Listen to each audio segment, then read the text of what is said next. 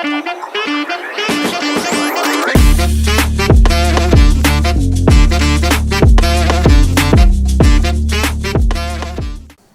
warahmatullahi wabarakatuh. Selamat pagi. Selamat pagi, Mbak Yuli. Ini menarik banget ya hari ini ya, kita ngobrol-ngobrolnya di Sumbawa. Saya Nova dari Indonesia Hidden Heritage Creative Hub bareng sama Mbak Yuli dari Museum Baladaturanga. Museum Baladaturanga atau Baladaturanga, Rumah Bersejarah Baladaturanga. Nah ini biasanya Mbak Yuli nih ya yang duduknya di posisi saya nih. Biasanya saya yang menjadi host. Sekarang tukeran. Jadi hari ini spesial ya Mbak podcastnya ya. Nah teman-teman semua nih biasanya apa nih Mbak kalau di Sumbawa di podcast museum nih? Sobat Podeum. Sobat Podeum, Mas. Sekarang saya tukeran tukeran role sama Mbak Yuli untuk ngobrol-ngobrolin tentang perkembangan permusiuman, kemudian kegiatan-kegiatan sejarah dan budaya di Sumbawa ya Mbak. Nah khusus nih sebenarnya this is very special moment datang ke Sumbawa, diundang sama Mbak Yuli juga untuk ngeliat gimana peninggalan-peninggalan heritage di Sumbawa, termasuk salah satunya adalah rumah bersejarah Baladaturanga Abdul Majid. Nah teman-teman baik Sobat Podium, kemudian juga teman-teman di Indonesia Hidden Heritage di channelnya IHA pasti penasaran banget apa itu Baladaturanga, siapa itu, kenapa kemudian menjadi isu yang menarik buat kita kenali bersama-sama. Nah pagi ini kita mau ngobrol nih bareng dengan pengelola rumah bersejarah Baladaturanga di Sumbawa. Nah Mbak Yul, ya. Sudah berapa lama Mbak Yuli mengelola Baladaturanga museum ini dan apa sih yang pertama kali membuat Mbak Yuli tertarik untuk aku mau bikin museum tentang ini? Nah ini sebenarnya ceritanya agak panjang nih ya Mbak, tapi mungkin bisa saya ceritakan secara singkat.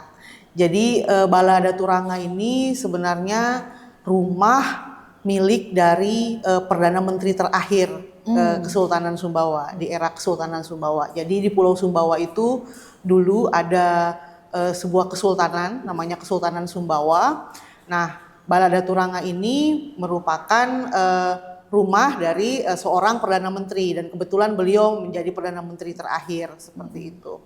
Nah, Baladaturanga sama seperti rumah-rumah yang ada di Sumbawa, mirip pangkat adat dari Kesultanan Sumbawa, itu seringkali dari tahun ke tahun dia mengalami persoalan sebenarnya tentang bagaimana merawat, bagaimana melestarikan, karena bangunan kayu di Sumbawa akhir-akhir ini juga istilahnya semakin tergerus keberadaannya. Kalau dulu pas era-era tahun 1970-an itu ada sekitar 5 atau 6 rumah yang sebesar Baladaturanga. Jadi lebih kecil sedikit dari istana dalam loka. Dan rata-rata tahun pembuatannya atau tahun pembangunannya itu sekitar tahun 1800-an akhir. Jadi misalnya kayak Museum Baladaturanga ini itu dibangun tahun 1886, itu setahun setelah dibangunnya istana dalam loka. Nah dulu ada bala Datuarong, ada bala datu-datu yang lain yang juga pangkat adat di Kesultanan Sumbawa, namun sekarang sudah tidak ada lagi, sudah musnah atau berganti menjadi bangunan modern seperti itu. Nah upaya kami di keluarga besar Daturanga Abdul Majid Daeng Matutu sebenarnya prinsipnya adalah bagaimana kami melestarikan rumah pusaka keluarga. Karena setelah kami obrolkan, diskusikan Daturanga Abdul Majid Daeng Matutu ini, peran beliau di masa kesultanan itu tidak hanya menjadi cerita milik keluarga ansih gitu, tapi itu juga menjadi warisan memori kolektif juga bagi orang-orang Sumbawa seperti itu. Nah, sehingga kami sebagai keluarga ingin ini tetap lestari, baik cerita tentang peran Daturanga maupun tentang legasi beliau, peninggalan beliau. Nah, salah satunya adalah Baladaturanga ini. Nah, berangkat dari situ kemudian keluarga bersepakat untuk membuat yayasan untuk mengelola. Jadilah ada Yayasan Datu Ranga Abdul Majid Daeng Matutu itu lahir pada tahun 2019, yayasannya ya aktanya itu terbit di tahun 2019, namun rintisan untuk membuat yayasan lalu terus kemudian melestarikan peninggalan Datu Ranga sendiri itu sudah muncul di tahun 2016-2017. Itu keluarga sering rapat intens itu untuk gimana melestarikan. Baru kemudian tahun 2019 akta yayasan keluar. Nah, salah satu amanat dari rapat yayasan itu adalah melestarikan peninggalan beliau. Peninggalan beliau itu dilestarikan dalam bentuk rumah dengan segala perabot isinya dan lain-lain. Nah, itu ke dalam sebuah museum atau tepatnya mungkin yang spesifik museum khusus rumah bersejarah seperti itu, Mbak. Nah, sehingga itu yang kemudian dipelajari karena kebetulan saya diamanatkan sebagai ketua yayasannya. Nah, sehingga saya sendiri mencari tahu seperti apa sih mengelola museum dan bagaimana mengelola rumah bersejarah yang berada di dalam sebuah perkampungan yang ternyata memori kolektif orang-orang di sekitarnya itu sangat lekat dengan Bala Datu Ranga. Misalnya mereka tahu dulu saya waktu kecil lewat di samping rumah di Bala Datu Ranga itu saya masih sering disapa oleh Datu Ranga Bini. Datu Ranga Bini itu istrinya Datu Ranga. Nah, terus juga saya dulu waktu kecil main prosotan di tangganya Bala Datu Ranga atau saya main layangan di situ. Jadi ada banyak memori-memori dari masyarakat. Lalu terus kemudian pernah juga ruang depannya itu 2 tahun dipinjam oleh tempat mengaji anak-anak di sekitar Kampung Pekat. Nama tempat ngajinya itu tempat TPA Al-Falah. Nah, di situ kemudian menjadi kenangan tersendiri bagi masyarakat. Nah, begitu kita mulai membuka ini sebagai museum, mereka kadang-kadang bertanya gitu, oh saya punya memori tentang Datu Ranga, saya punya memori tentang rumah tersebut gitu. Nah, sehingga ini yang menurut saya menjadi modal atau kekuatan besar buat kami di pengelola museum itu untuk sama-sama berusaha mengajak partisipasi masyarakat juga untuk sama-sama mengelola museum ini gitu. Nah, ini menarik banget. Mungkin kalau teman-teman biasanya kita lebih banyak terpapar pada sejarah-sejarah di Pulau Jawa atau Pulau Sumatera ya yang lebih dekat. Nah, Sumbawa probably for most of our audience ini a little bit alien sih ya. Karena agak jauh nih dan memang menempuh perjalanan dari Jakarta ke Sumbawa juga kemarin tuh kita sekitar berapa jam ya? Jadi dari transit 2 jam ya. Transitnya agak lama sebenarnya. Mungkin kalau ada direct flight nggak selama itu ya, probably hanya sekitar 2,5 jam kalau ada direct flight untuk langsung Jakarta Sumbawa. Tapi memang kalau bisa saya bilang keterputusan sejarah. Kita nggak banyak tahu apa yang terjadi juga dengan sejarah lokal yang ada di luar Pulau Jawa. Itu kan sesuatu yang tidak biasa kita dengar dan mungkin teman-teman juga bertanya-tanya Kesultanan Sumbawa itu seperti apa, terus itu memainkan peran politik seperti apa kalau dihubungkan dengan sejarah nasional Indonesia. Dan ini menarik sekali teman-teman, karena ketika saya berkunjung ke rumah sejarahnya Bala Datu Ranga Abdul Majid ini, jadi Datu Ranga itu adalah ini ya Mbak ya, sebutan untuk Perdana Menteri. Jadi it's a title Perdana Menteri Abdul Majid Daeng Matutu kalau di bahasa Indonesianya. Nah, rumahnya ini adalah rumah si Perdana Menteri terakhir itu. Jadi Mbak Yuli ini merupakan keluarga besar dari Perdana Menteri Abdul Majid Daeng Matutu dan berusaha untuk melestarikan legasi beliau gitu ya. Dan menarik banget karena kalau saya dengar dari Mbak Yuli bercerita dan juga dari koleksi-koleksi arsip yang ada di rumah bersejarah, beliau mulai naik itu dari tahun 30-an ya Mbak ya? Ya, 1930-an. 1930-an sampai dengan 1950-an dan memainkan peran yang sangat signifikan dalam bergabungnya Kesultanan Sumbawa ke NKRI. Mungkin bisa diceritakan legasinya lebih lanjut Mbak, karena ini poin yang menurut saya sangat terkait erat ya dengan sejarah Indonesia. Ya, karena seperti yang tadi saya ceritakan kalau beliau itu adalah Perdana Menteri terakhir di era Kesultanan Sumbawa. Ketika beliau menjabat sebagai Perdana Menteri, Sultan yang memerintah, Sultan yang berkuasa di istana di Kesultanan Sumbawa itu adalah Sultan Muhammad Kaharudin III. Yang jadi nama airport ya. Ya, yang menjadi nama bandara airport, betul. Nah, Sultan Muhammad Kaharudin III itu sebenarnya masih keluarga dekat beliau juga. Secara hubungan kekeluargaan, beliau itu sepupu dengan Sultan Muhammad Kaharudin III. Namun juga secara hubungan perkawinan, Sultan Muhammad Kaharudin III ini adalah ipar beliau juga, karena beliau menikahi adik dari Sultan Muhammad Kaharudin III. Nah, dua sosok dari figur ini gitu sangat dekat, karena ketika saya ngobrol dengan yang Paduka Yang Mulia Sultan Muhammad Kaharudin IV, Sultan Sumbawa, putra dari Sultan Muhammad Kaharudin III, itu ternyata dua ini tuh seperti saling bertukar pikiran gitu. Terus juga orang yang istilahnya paling dipercaya oleh Sultan untuk istilahnya mewakili beliau ketika memegang pemerintahan dan lain sebagainya kayak gitu. Nah, pada masa itu karena ada era transisi ya dari kesultanan sebelum bergabung dengan NKRI, tentu saja peta politik di Indonesia ini kan sedikit banyak berubah gitu Mbak, dari kesultanan yang berkuasa ratusan tahun gitu ya, menuju ke sebuah negara baru gitu yang merdeka dan berdaulat gitu ya. Nah, sehingga di situ juga tentu saja ada banyak negosiasi, ada banyak kontestasi, terus juga ada banyak tarik ulur diskusi gitu, dan bahkan bentuk negara pun gitu yang tertawarkan pada saat itu di Sumbawa itu tidak hanya bentuk kesatuan, tapi juga ada bentuk federasi. Nah, sehingga Kesultanan Sumbawa pada saat itu juga merupakan bagian dari Federasi Negara Indonesia Timur sebenarnya.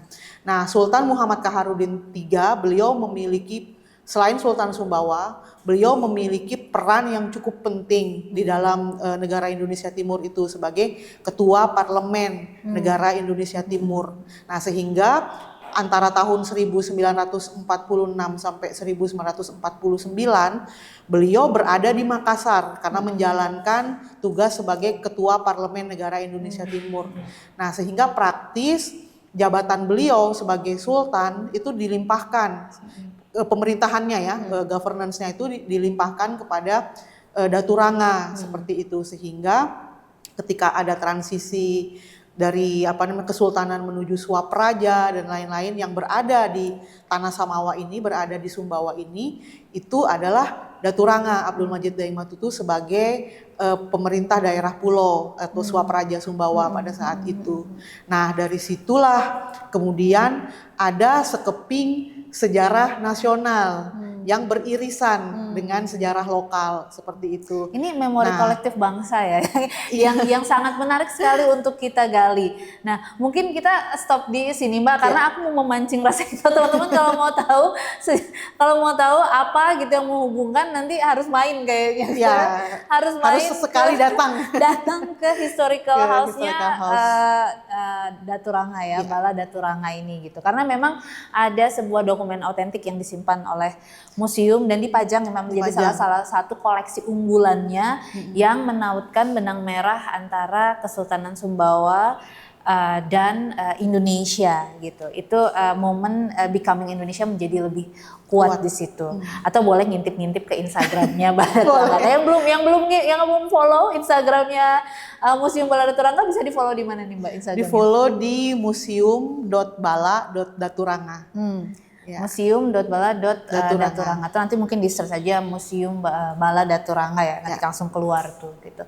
Nah Mbak, aku tertarik nih dari tadi Mbak Yuli nyebutin tanah Samawa, Sumbawa, tanah Samawa. Itu apakah jargonnya Sumbawa atau itu sebutan orang Sumbawa terhadap tanah okay. kelahirannya. Jadi tanah Samawa gitu. Jadi tahu ke tanah Samawa itu artinya adalah masyarakat dan tanah Sumbawa. Jadi Sumbawa itu berupa alam maupun manusianya, itu satu kesatuan. Jadi tauke tanah samawa. Jadi kalau ada apa namanya ucapan-ucapan itu satu kesatuan dia. Jadi ini misalnya pemajuan kebudayaan ini untuk tauke tanah samawa. Jadi bukan tanahnya saja atau bukan orangnya saja, tapi orang maupun lingkungannya maupun alamnya maupun tanahnya seperti Jadi itu. ini luar biasa ya.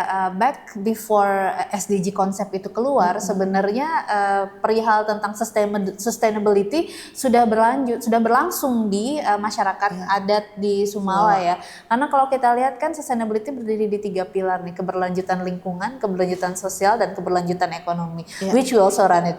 Dan di Sumbawa itu sudah berlangsung selama masyarakatnya ada ya, seperti itu. Memang keberlanjutannya tuh satu konsep penuh ya, menyeluruh ya Mbak.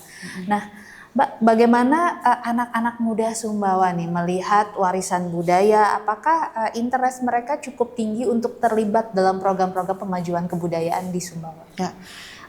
Anak muda Sumbawa itu sebenarnya bisa saya katakan mereka sangat bangga dengan sejarahnya. Mereka sangat bangga dan mungkin sedang mencari tahu lebih banyak lagi tentang seperti apa dulunya Sumbawa, terus kemudian siapa saja apa namanya yang pernah memerintah berkuasa. Karena kalau misalnya suatu saat nanti apa namanya teman-teman di luar Sumbawa berkunjung ke Sumbawa, di dalam kota Sumbawa itu terlihat legacy dari Kesultanan Sumbawa itu. Di dalam kota Sumbawa itu terdapat 3 istana yang masih bertahan dari era yang apa namanya berbeda. Artinya itu ada kontinuitas. Yang pertama itu adalah Istana Dalam Loka, itu dibangun pada tahun 1885. Nah, ini merupakan istana peninggalan dari Sultan Muhammad Jalaluddin III. Nah, istana ini berupa bangunan kayu, bahkan katanya terbesar di Asia Tenggara, dan punya apa ya filosofi tentang Islam yang terinfluence dengan nilai-nilai Islam yang sangat erat. Misalnya tiangnya terdiri dari 99 jumlahnya, 99 itu melambangkan Asmaul Husna. Terus kemudian hiasan dari atapnya itu berupa apa namanya burak gitu. Itu tuh simbol dari bagaimana ada apa namanya ya bagaimana perjalanan Nabi gitu dari Masjidil Haram ke Masjidil Aqsa, ada figur burak itu tadi. Jadi lekat sekali dengan nilai-nilai Islam. Nah, lalu selain Istana Dalam Loka itu ada Istana Sultan Muhammad Kaharudin III, atau orang Sumbawa itu kadang-kadang juga menyebutnya Istana Bala Putih. Nah, Istana Bala Putih ini kalau dalam pandangan kami yang apa namanya sering berdiskusi soal heritage, justru istana ini menjadi apa namanya simbol bagaimana Kesultanan Sumbawa itu bergaul dalam tanda kutip dengan kesultanan-kesultanan lain yang ada di Nusantara. Terbukti semua forum-forum yang dulunya menghadirkan sultan-sultan yang ada di Nusantara bertempat di Istana Bala Putih. Itu juga menunjukkan bagaimana pentingnya peran dari Sultan Muhammad Kaharudin III sebagai seorang tokoh yang tidak hanya figur di Kesultanan Sumbawa, tapi juga figur nasional di masa itu gitu. Bagaimana White ada pertemuan-pertemuan ya semacam White House. Dan berbeda dengan Dalam Loka, istana ini itu dia ada istana yang menunjukkan kemodernan. Jadi fasenya itu fase istana seperti bangunan-bangunan di era kolonial ya. Dia apa namanya berwarna putih, menghadap ke utara, punya taman yang luas, yang konon kalau saya pernah wawancara Paduka Yang Mulia Sultan, itu konsep tamannya pun itu adalah taman seperti taman di apa namanya kerajaan-kerajaan yang ada di Eropa. Jadi dia punya kanal di tengah kota, lalu terus kemudian produk-produk apa namanya produk-produk tanaman yang jenis-jenis tanaman yang ditanam di situ. Kelapa sawit itu ditanam di situ pertama kali, hadiah dari Sultan Delhi. Nah, jadi menunjukkan bahwa ada komoditi di situ, komoditi perdagangan yang pada saat itu sedang tren. Nah, sehingga perekonomian juga kadang-kadang disimbolkan dengan kesejahteraan atau kekayaan, kemakmuran kesultanan pada saat itu. Nah, sehingga ini menurut saya menjadi penting gitu untuk ditelusuri. Nah, lalu istana yang ketiga itu adalah Istana Bala Kuning. Istana Bala Kuning ini sebenarnya tempat tinggal pribadi Sultan pasca beliau turun tahta. Nah, ini merupakan rumah kediaman keluarga dari Sultan Muhammad Kaharudin III, di mana regalia bersejarah kesultanan itu masih tersimpan dan terawat dengan baik di istana tersebut. Nah, jadi dari dari lanskap kotanya saja, legasi pusaka, warisan budaya itu sangat kental sebenarnya di Sumbawa. Nah, ditambah satu lagi dengan rumah Perdana Menteri terakhir Kesultanan Sumbawa yang masih eksis gitu sampai saat ini. Nah, sehingga itu menunjukkan bahwa ada hierarki, ada pangkat adat, ada struktur sebuah negara ya dalam tanda kutip pada saat itu sebenarnya sudah bisa menjadi bukti gitu adanya kejayaan gitu Kesultanan Sumbawa di masa lalu seperti itu, Mbak. Ya, teman-teman yang penasaran dengan sejarah Kesultanan Sumbawa, sebenarnya ada beberapa buku yang pernah diterbitkan juga ya, Mbak, tentang Kesultanan Sumbawa oleh kementerian dan juga oleh pemerintah lokal. Dan ini ada di Google Book, jadi teman-teman bisa nge-search juga, karena kemarin saya sempat karena penasaran banget gitu ya. Karena jarang banget kan mendengar tentang sejarah Sumbawa. Jadi kalau kesultanan biasanya kita terpapar dengan kesultanan tanah Jawa ya, Kesultanan Jogja, Kesultanan Solo gitu kan, Surakarta gitu. Nah, atau Cirebon gitu kan yang memang lebih banyak dibahas di sejarah-sejarah kita. Nah, teman-teman yang penasaran bisa ngecek di Google Book, itu ada tentang tentang Kesultanan Sumbawa, dan juga Mbak Yuli juga pernah menulis beberapa catatannya tentang khususnya tentang Datu Rangga Abdul Majid ya. Nah, tentu saja karena kita juga sedang membangun narasi tentang Datu Rangga Abdul Majid Daeng Matutu, itu ada beberapa catatan-catatan kecil yang sedang kami siapkan. Nah, termasuk juga pernah pada saat itu karena saya meriset sejarahnya itu berdasarkan foto-foto lama. Nah, maka foto-foto itu juga sambil dibikin deskripsinya, karena kan tentu saja harus bertanya ya dengan orang-orang yang masih tahu tentang keberadaan peristiwa itu atau mungkin ada di dalam foto itu pada saat kecil seperti itu. Nah, itu menjadi satu tantangan tersendiri. Nah, termasuk ketika kita menuliskan narasi ini gitu. Nah, jadi sebenarnya ini cukup menarik ya, dan menurut saya juga mungkin suatu saat Museum Bala Datu Rangga itu punya program penulisan sejarah lokal juga buat generasi muda.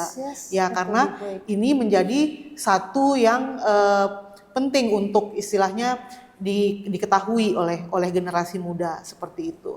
Nah, buku-buku lain yang bercerita itu tentu saja ada catatan-catatan kolonial juga, terus kemudian ada arsip-arsip yang ini juga. Nah, namun saya berangkat juga dari penelusuran arsip yang menjadi peninggalan dari Datu Rangga sendiri. Jadi beliau itu ketika pertama kita membangun Museum Bala Datu Rangga, potensi-potensi koleksi yang menjadi sumber pengetahuannya ini cukup banyak.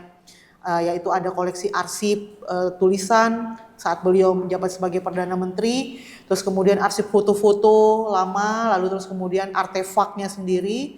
Nah, terus ada arsip benda seni kayak lukisan itu ada satu gitu ya. Dan konon ini juga pemberian atau hadiah dari utusan dari Soekarno pada saat itu ke Sumbawa gitu sih. Nah, konon katanya juga ini lukisan awal dari Basuki Abdullah. Wah, ini harus dicek, harus lihat ya. Masih misterinya belum dibongkar. Ini kemarin sempat ngobrol-ngobrol juga sama Mbak Yuli. Konon kabarnya ada tanda tangannya Basuki Abdullah di belakang lukisan, cuman lukisannya belum pernah dibongkar. Jadi mungkin nih kalau ngebongkar harus divideoin ya, Mbak. harus divideoin. Atau unboxing harus divideoin biar kita lihat ya. Nyolek Museum Basuki Abdullah kali ya, siapa tahu punya katalog. Teman-teman di Museum Basuki Abdullah nanti kita tag ya, Mbak. Siapa tahu punya katalog ininya gitu ya. Jangan-jangan itu jenis lukisan awal-awal dari Basuki Abdullah yang sudah langka. Siapa tahu seperti itu. Menarik karena berarti ada banyak kepingan sejarah, bukan hanya sejarah Indonesia, juga sejarah seni yang ada disimpan di Historical House Bala Datu Rangga Abdul Majid. Nah, last thing nih Mbak yang mau aku tanyakan. Sudah berjalan selama 2 tahun lebih Ya. sebagai sebuah organisasi dan juga sudah mendorong banyak sekali kegiatan-kegiatan berbasis warisan budaya di Sumbawa. Pesan-pesan khusus Mbak buat generasi muda saat ini? Bagi generasi muda Sumbawa yang menurut saya sedang semangat-semangatnya melakukan penelusuran mungkin ya, menjelajahi jejak-jejak masa lalu Sumbawa, pesan saya salah satu yang bisa diacu atau dirujuk itu adalah museum atau historical house yang ada di sana di Sumbawa gitu. Nah, sehingga semakin kita datang mengunjungi, melestarikan atau bertanya gitu, semakin membuat kita tambah kaya gitu akan pengetahuan dan juga tambah mungkin bangga menjadi tahu Samawa gitu ya sebagai orang Sumbawa, sehingga kita bisa turut dalam melestarikan warisan budaya di sana. Nah, mungkin itu Mbak. Luar biasa. Dan salut juga kepada generasi muda di Sumbawa yang memang lagi semangat-semangatnya nih untuk membangun pengetahuan tentang warisan budaya kotanya. Dan dari Indonesia Hidden Heritage sendiri kita memiliki program yang bernama Museum Plus, di mana kita bermitra dengan museum-museum yang memang tidak hanya aktif menjadi penjaga warisan budaya, tapi juga menjadi penggerak perubahan sosial di masyarakat. Dan nanti teman-teman bisa yang di Sumbawa nanti bisa hadir ke Museum Balada Turangga. Kita akan mengadakan pengembangan museum bersama dengan pengelola yayasan dari Daturangga Abdul Majid untuk mengembangkan museum tidak hanya sebagai sebuah ruang penjaga warisan budaya, tapi juga ruang aktivitas dan ruang untuk menciptakan berbagai gerakan sosial yang pastinya nanti akan bersama-sama membangun masyarakat di sekitar. Jadi nanti ditunggu ya M+ social space M+-nya dari Balada Turangga. Ya. Siap ya. Jadi kita juga melihat adanya animo besar dari generasi muda. Lalu mulai ada perhatian ya, mungkin pemerintah juga udah mulai memberikan perhatian pada adanya kebangkitan atau pelestarian kebudayaan untuk pemajuan kebudayaan ini. Nah, sehingga kita yang ada di Sumbawa ini tentu saja butuh kolaborasi, karena pengetahuan kan kalau tidak didiskusikan, diobrolkan, tentu akan tidak berkembang gitu. Nah, sehingga saya mengucapkan terima kasih kepada Mbak Nova yang sudah datang ke Sumbawa, lalu istilahnya berdiskusi, membicarakan kira-kira nanti kita bisa bikin apa bersama-sama gitu. Itu menjadi satu kesempatan berharga, karena kami juga tentu saja butuh kolaborator-kolaborator yang bisa membawa pelestarian kebudayaan dan pemajuan kebudayaan juga di Sumbawa, salah satunya melalui museum dan historic house ini, Mbak. Luar biasa. Thank you Mbak Yuli untuk ngobrolnya pagi ini. Buat teman-teman semua, thank you for watching, dan jangan lupa subscribe dan follow Museum Balada Turangga dan juga Indonesia Hidden Heritage. Stay tuned, love and have a great day today. Selamat berpuasa juga buat teman-teman yang menjalankan. Selamat pagi dan sampai jumpa di obrolan berikutnya di podium.